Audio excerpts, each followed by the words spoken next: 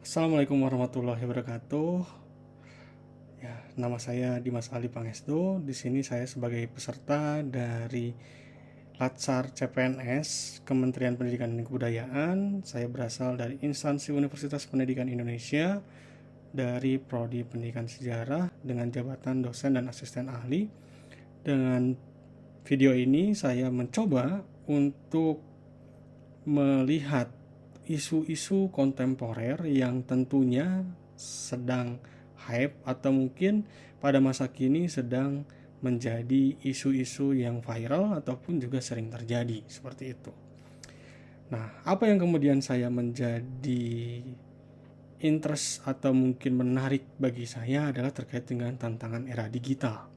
Tantangan era digital ini menjadi suatu hal yang menjadi perhatian. Orang tentunya bisa melihat teknologi, berbagai macam gadget, berbagai macam device orang menggunakan dari mulai dulu ada yang namanya Nokia, HP polyphonic, monophonic seperti itu.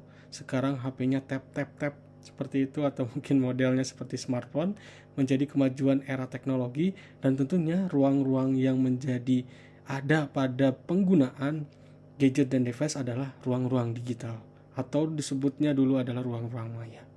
Nah, ruang-ruang maya itu atau ruang-ruang digital hari ini menjadi hal yang kemudian baru, yang orang kemudian bisa memanfaatkan tersebut dengan baik untuk berkomunikasi, untuk mendapatkan informasi, dan tentunya ada hal-hal yang tentunya bisa menjadi perhatian berkaitan dengan era digital yang akan kita rasakan, dan juga tentunya berbanyak kasus-kasus yang pada saat ini bisa menjadi perhatian kita dan bahkan menjadi hal yang dulu mungkin ada yang disebut dengan istilah booming atau sekarang viral berkaitan dengan data dan juga berkaitan dengan kasus-kasus yang ada di era digital. Yang pertama adalah kasus yang tentunya heboh di beberapa bulan kemarin berkaitan dengan PDSN atau Pusat Data Nasional yang pada waktu itu diretas oleh hacker. Ini menjadi sebuah hal yang menggemparkan Indonesia, di mana tentunya PDSN ini dibuat untuk mengamankan data nasional, data negara, data penduduk, dan sudah diberikan keamanan yang multifungsi dengan membuat dua server yang berbeda, tapi nyatanya bisa diretas dan datanya ternyata tidak hilang tetapi mungkin diambil orang seperti itu. Bahkan dengan berita yang diikuti ada hacker yang kemudian merasa iba dan kemudian kembalikan, tapi kita tidak tahu apakah datanya tersebut sekarang bisa dibuka atau kembalikan. Tentunya ini bisa menjadi hal yang kedepannya masih bisa terjadi jika memang kita tidak bisa memberikan keamanan cyber yang tentunya di era digital ini menjadi ancaman bagi kita. Bagi ancaman individu, ini merupakan hal yang tentunya bisa menjadi kewaspadaan kita juga. Banyak akhir-akhir ini yang mengirim undangan pernikahan atau undangan rapat ataupun dalam bentuk apapun yang tentunya dikirim via WhatsApp waktu itu, dan juga bisa dibuka dan ternyata isinya malware seperti itu. Ada beberapa orang yang tentunya diklik kemudian hilang uangnya karena si orang yang mengirim malware tersebut tentunya bisa melihat dan meretas data-data kita. Dan ini tentunya di tingkat individu menjadi kewaspadaan yang cukup. Tingkat nasional saja bisa diretas, apalagi tingkat individu seperti itu. Makanya kemudian isu cyber security pada masa kini dan tantangan di era digital ini menjadi hal yang cukup penting untuk kita perhatikan, dan tentunya kita bisa mengatasi hal-hal ini yang kemudian di era-era ini menjadi era-era digital seperti itu. Hal yang paling menjemukan pada masa ini juga berkaitan dengan penggunaan teknologi yang tidak tepat seperti itu. Beberapa kasus yang bukan kasus ya, mungkin beberapa orang yang pernah saya lihat dari mulai orang-orang yang bekerja dengan serabutan di tingkat-tingkat yang bersentuhan dengan rakyat langsung seperti itu di jalanan dimanapun, saya melihat orang-orang sekarang sedang kerajinan judi online seperti itu. Judi online yang kemudian sering diberantas, kemudian juga sering dinarasikan menjadi masalah nasional seperti itu karena berkaitan dengan masalah-masalah yang timbul setelahnya. Orang keranjingan atau keracunan judi online secara adiktif, kemudian uangnya habis, kemudian dia mencuri, bahkan kemudian meninggalkan anak-anaknya, berhutang seperti itu, dan keluarga hancur serta dirinya hancur.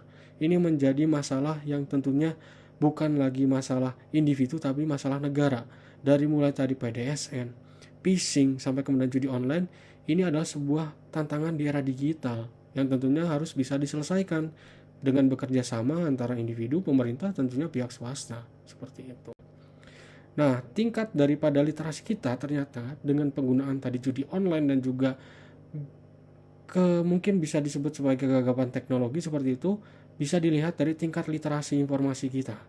Literasi informasi dan teknologi yang digunakan di Indonesia sendiri bisa dibagikan menjadi 4 tahap, yaitu literasi informasi, komputer, internet, bahkan digital. Sampai saat ini orang Indonesia tuh belum bisa pada tingkat beberapa generasi itu baru sebatas literasi komputer. Generasi baby boomer, kemudian juga generasi X belum bisa mengoptimalkan internet bahkan digital dengan baik seperti itu. Literasi komputer adalah penggunaan dan juga menggunakan teknologi secara masif dan juga secara baik seperti itu. Dengan menggunakan komputer, memanfaatkan dengan bijak dan baik, itu adalah literasi komputer. Sebelumnya literasi informasi adalah penerimaan informasi secara baik dan mereka bisa paham informasi tersebut. Kemudian di literasi internet, dia bisa menggunakan internet minimal medsos untuk berkomunikasi, mendapatkan informasi serta hal yang lainnya. Nah, literasi digital ini kita belum sampai sepertinya. Karena ruang-ruang digital belum kita manfaatkan dengan baik. Bahkan keamanan data pun seperti tadi, bahkan seorang hacker Indonesia membuat trialnya aja di situs-situs pemerintahan. Nah, ini menjadi hal yang tentunya perhatian bagi kita.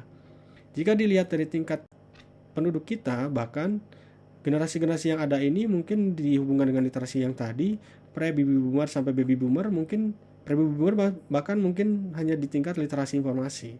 Baby boomer mungkin bisa menggunakan teknologi, menggunakan laptop seperti itu untuk mengetik, membuat PowerPoint, atau mungkin hanya sebatas mengakses YouTube saja dan media sosial, bisa dikatakan sebagai literasi internet. Tapi Gen X ini berada di tingkat internet seperti itu dengan menggunakan medsos minimal Facebook. Gen Z, milenial, bahkan kemudian post Gen Z ini mungkin bisa berada di digital tapi tidak terlalu banyak karena orang baru sebatas di era milenial, Gen Z dan post Gen Z ini baru sebatas ngegame, belum bisa menggunakan yang namanya mungkin IoT dengan baik atau mungkin cloud computing dengan baik seperti itu. Menyimpan data pun masih di dalam device-nya masing-masing, belum di dalam cloud computing.